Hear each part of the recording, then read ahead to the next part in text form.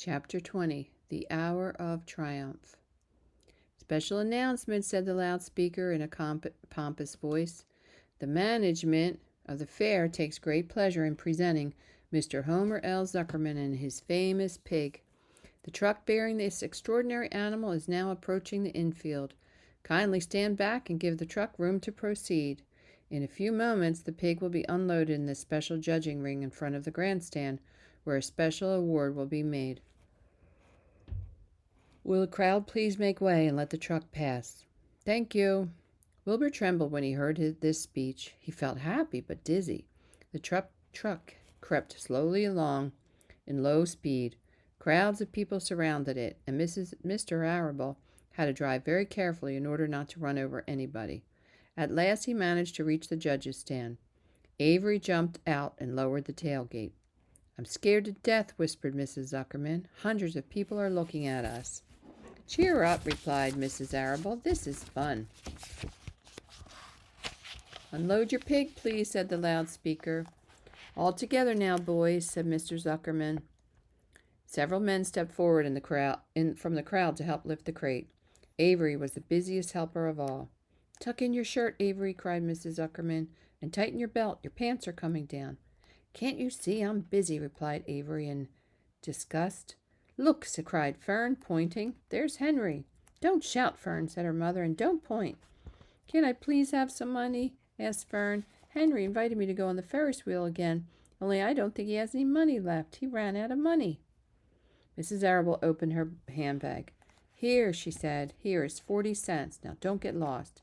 And be back at our regular meeting place by the pig pen very soon.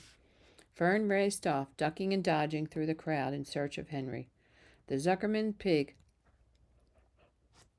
is now being taken from his crate, boomed the voice of the loudspeaker. Stand by for an announcement. Templeton crouched under the straw at the bottom of the crate. What a lot of nonsense, muttered the rat. What a lot of fuss about nothing. Over in the pig pen, silent and alone, Charlotte rested. Her two front legs embraced the egg sack. Charlotte could hear everything that was said on the loudspeaker. The words gave her courage. This was her hour of triumph. As Wilbur came out of the crate, the crowd clapped and cheered. Mr. Zuckerman took off his cap and bowed. Lurvy pulled his big handkerchief from his pocket and wiped the sweat from the back of his neck. Avery knelt in the dirt by Wilbur's side, busily stroking him and showing off. Mrs. Zuckerman and Mrs. Arable stood on the running board of the truck. Ladies and gentlemen, said the loudspeaker, we now present Mr. Homer L. Zuckerman's distinguished pig. The fame of this unique animal has spread to the far corners of the earth, attracting many valuable tourists to our great state. Many of you will recall that never-to-be-forgotten day last summer when the writing appeared mysteriously on the Zuckerman's barn, calling the attention of all sundry to the fact that this pig was completely out of the ordinary. This miracle has never been fully explained, although learned men have visited the Zuckerman pig pen to study and observe the phenomenon. In the last analysis, we simply know that we are dealing with supernatural forces here, and we should all feel proud and grateful. In the words of the spider's web, ladies and gentlemen, this is some pig. Wilbur blushed. He stood perfectly still and tried to look his best. This magnificent animal, continued the loudspeaker, is truly terrific. Look at him, ladies and gentlemen. Note the smoothness and whiteness of the coat. Observe the spotless skin, the healthy pink glow of ears and snout. It's the buttermilk, whispered Mrs. Arable. Note the general radiance of this animal. Then remember the day when the word radiant appeared clearly on the web. Whence came this mysterious writing? Not from the spider. We can rest assured of that. Spiders are very clever at weaving their webs, but needless to say, spiders can't write.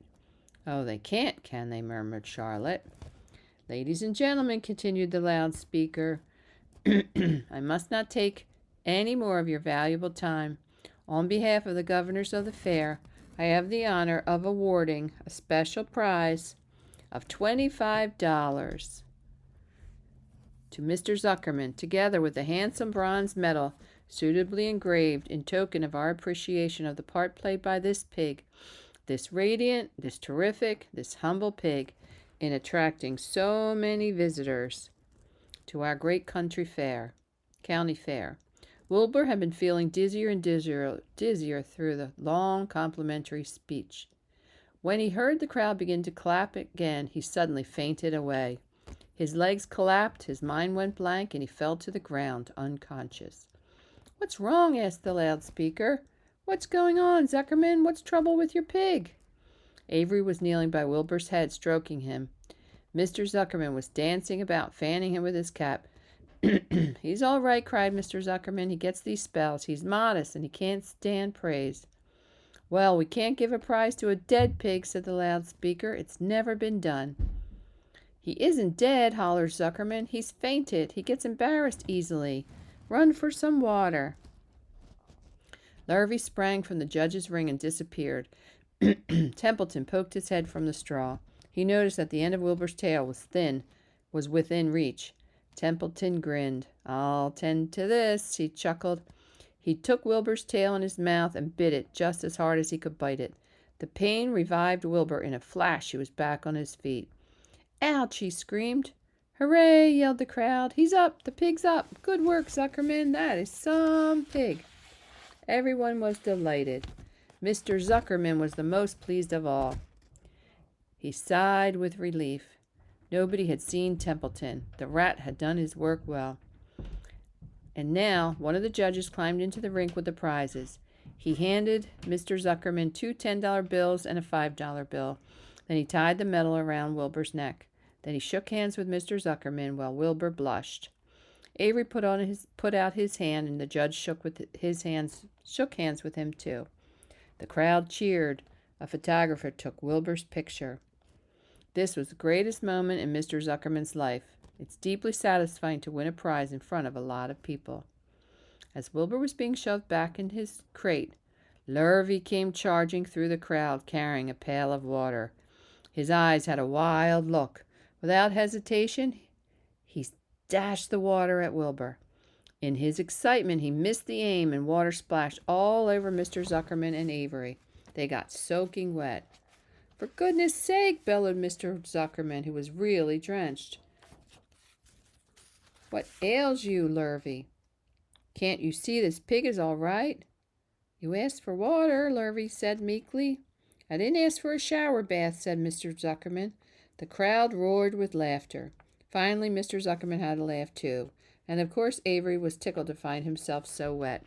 And he immediately started to act like a clown. He pretended he was taking a shower bath. He made faces and danced around and rubbed imaginary soap under his armpits. Then he dried himself with an imaginary towel. "Avery, stop it," cried his mother. "Stop showing off." But the crowd loved it. Avery heard nothing but the applause. He liked being a clown in a ring with everybody watching in front of a grandstand. When he discovered there was still a little water left in the bottom of the pail, he raised the pail high in the air and dumped the water on himself and made faces. The children in the grandstand screamed with appreciation. At last things calmed down. Wilbur was loaded into the truck. Avery was led by his mother and placed on the seat of the truck to dry it off. The truck, driven by Mr. Arable, crawled slowly back to the pig pen. Avery's wet trousers made a big wet spot on the seat.